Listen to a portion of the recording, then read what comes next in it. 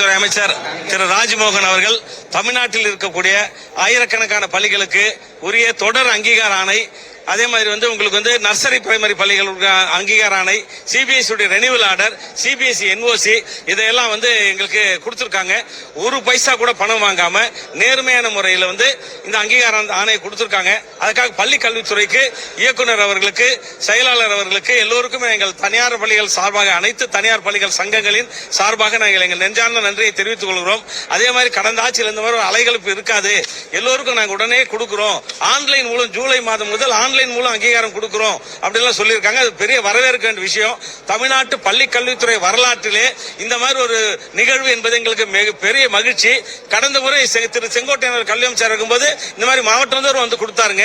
இந்த தனியார் பள்ளி நிர்வாகிகள் தமிழகத்தில் ஒரு 15,000 பள்ளிகள் அங்கீகாரத்திற்காக மாவட்டம் தோறும், மாநிலம் தோறும் அமைச்சர்கிட்ட பார்த்து, அங்கங்க இடைத்தரகர்களை பார்த்து பணத்தை கொடுத்து ஏமாந்து 5 ஆண்டுகளாக நாங்கள் பட்ட சித்திரவதைகளுக்கு அளவே கிடையாது.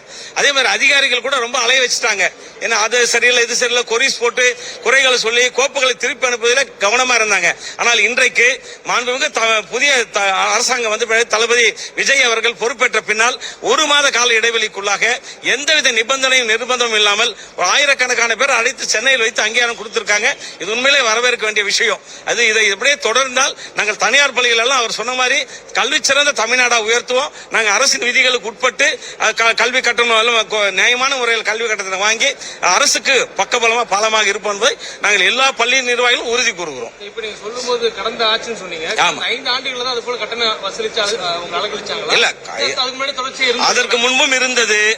கடந்த ஆட்சி ரொம்ப அதிகமா இருந்தது, பெரிய மன உளைச்சல் அதிகமா இருந்தது. பணத்தை வாங்கினாலும் வேலை செய்யலீங்க, அதான் உண்மைங்க. பணத்தை வாங்கி கொண்டாலும் வருடக்கணக்கில் இருந்தது.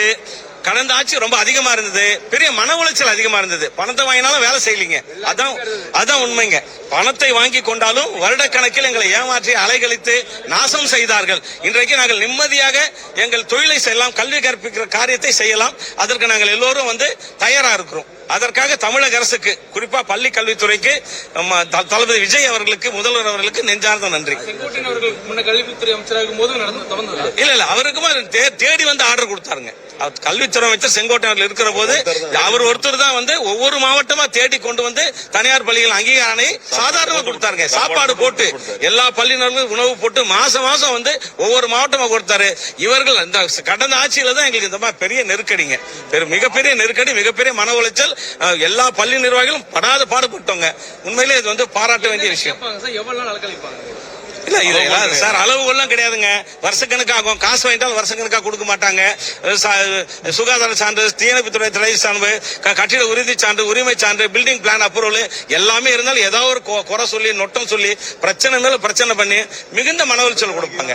நிரந்தர அங்கீகாரம் வாங்குறதுக்காக பணம் வாங்கினாங்க, அதே மாதிரி அப்கிரேடேஷன் கொடுக்குறாங்க, பணம் வாங்கினாங்க. இந்த மாதிரி பல விஷயங்களை டிடிசி பிரச்சனை பணம் வாங்கினாங்க.